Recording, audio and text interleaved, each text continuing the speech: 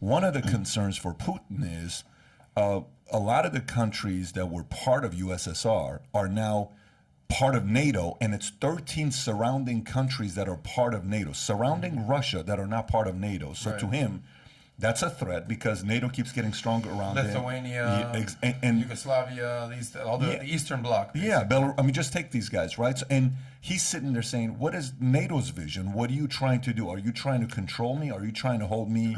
You know, those are the nations, right? Estonia, Latvia, Lithuania, Poland, Czech, Slovakia, Hungary, Romania, Slovenia, Croatia, Montenegro. All Albania, right on their doorstep. Right there. So he's kind of like sitting there saying, what is going on here? So then you look at the history where years ago, Stalin negotiated a treaty with Hitler to prevent Hitler from invading through Ukraine. That was kind of like the arrangement that they had. But Germany broke its promise and attacked Russia anyways, launching Barbarossa, which ended up being the largest military operation at the time.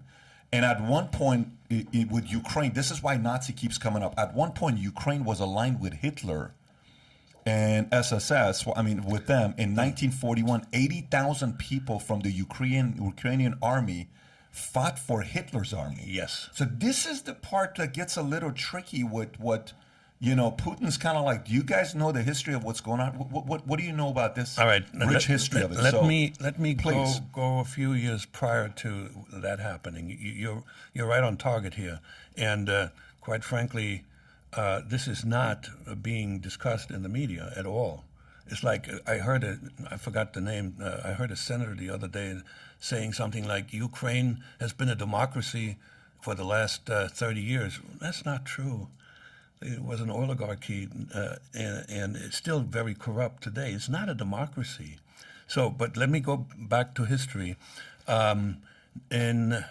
Ukraine was sort of annexed by, I think it was still under Lenin and became part of the Soviet Union.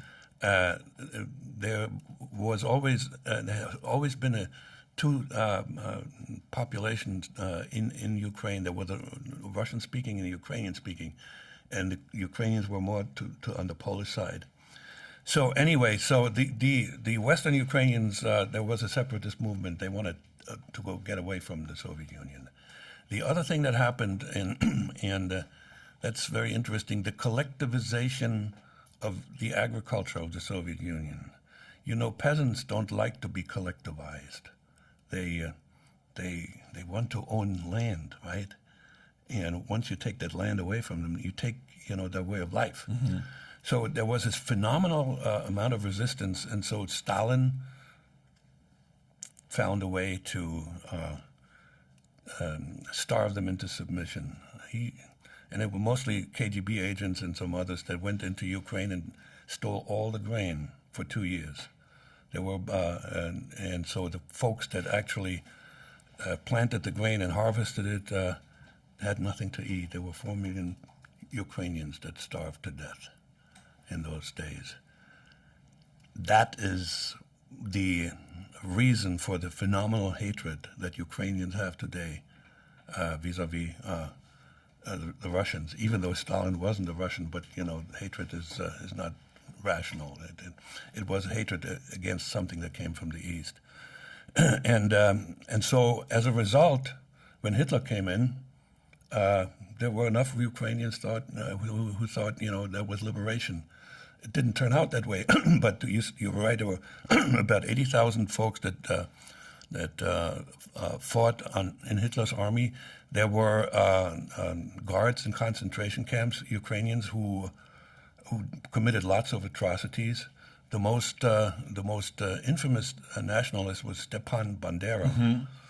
Anti-communist. He was, you know, and it was pro-freedom to the point where he pissed a lot of people off. Well, he was also anti-Semitic. Yeah, he was. And they hated Russians that much that they decided to side with the Nazis. Yes. But there so were the enemy of my enemy is my friend, basically. Exactly. But they were also fundamentally evil. And so when Putin says, you know, there's Nazis in Ukraine, there's something to it. In 2019, Ukraine issued commemorative stamps to honor the 100th birthday of Bandera. That's not a good sign. So there are. That's what I'm saying. There's some stuff that the history that people, I don't know if enough proper investigative journalism's been done to know what's going on. There's some guys that are doing it right now, but this is a lot. Anti-Semitism is all over Oh, yeah. Europe, especially Eastern Europe. It's Eastern not, Europe, it's not absolutely. immune to But you know Ukraine who specifically. but do you know this guy, this Steven Bandera guy? You know who put him in jail? You know who put him in jail during World War II? Germany. Hitler put him in jail. Yes. I mean, For what? because he was getting too. He was too independent. Yeah, he was too independent, and they feared him, so they just straight up put him in jail. And from jail, he was still inspiring and moving people from jail. He was still sending messages out to people. So this guy right here, if you look at the screen, I don't know if David you can show it or not. He played a very, very big role during that time. But I'm sorry, continue. Well, bottom line is, there's fascist Nazi ideologies still in Ukraine, but it's not prevalent. You know what we have there. There's a really, really good book that was written by Sean Walker, who was the correspondent for The Guardian in Moscow, and he traveled all over the country. And the book was called The Long Hangover. It's about Russia of today, and he goes into the Russian and Ukrainian relationship. And based on Sean's writing, there are no good people on either side. Now, that book came out in 2019. That was before Zelensky was elected. I think he's a good guy.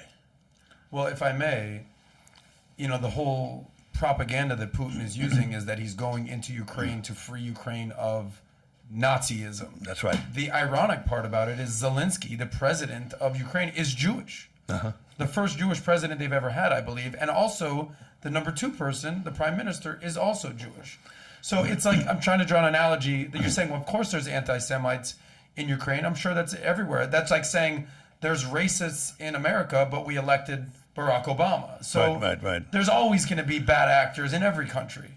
Yeah, but what they're talking about is the fact that Ukraine flips so much from pro-Russia, pro-Western, pro-EU, pro-Russia, pro-Western, pro-this. So, It seems to be like half and half, though. If you're closer to the Russian side, you're going to be more pro-Russian.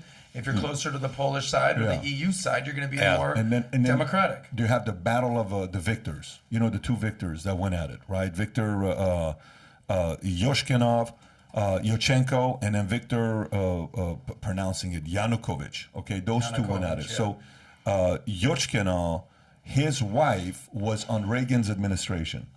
Okay, Wow. yeah, his wife was American? Yes, was on Reagan's. I don't know if she's American, but she was on Reagan's administration. Okay, so and then on the other side with Yanukovych, he was more on the other side. He was more pro-Russia. He was more, let's make it work. So the whole documentary with Winter on Fire that Sean Penn talks about, these kids are all excited, students are excited, the victor that's on pro-Russia side saying, we're going to sign this treaty with EU, we're going to sign this treaty with EU, we're going to do this. And then all of a sudden, last minute, they're like, no, we're not doing it. And then last minute we flipped, and then they're not doing it. So that led to the protesting, which led to ugly, I don't know if you saw these, it was pretty bad with the protesting and the rioting. And then eventually they get this guy on where Pope Francis comes out and prays for Ukraine on January 26th of 2014. Very interesting. At the end of his prayer, they let 2 doves go. Okay, it's a little creepy if you watch this. They let 2 doves go. When these 2 doves are flying, no joke, a crow and a seagull attacks the 2 doves. Get out of here. And the audience is there like panicking because it's all symbolism, right? Everything's over there is about symbolism. They're like, oh my gosh. And they're going back and forth, back and forth, back and forth. Then eventually the seagulls and the crow leaves, which means that symbolized before things get better. You're going to make it. You're going to survive. But before things get better, you're going to get attacked by a crow and a seagull. So that's how some of the folks there take that as, things can get pretty ugly. And then after that, January 24th, January 26th was the day when Pope gave that message. February 24th is when they fulfilled their coup. Victor was kicked out. Victor called Putin. Putin said, you can come. And he went to Russia. And that's where it was at. And then next thing you know, Zelensky shows up in 2019, 2020. Yeah. And you're saying he's a good agent. So if you enjoyed this little segment from the podcast, click over here to watch the entire podcast. And if you've not subscribed to the channel, please do so. Take care, everybody.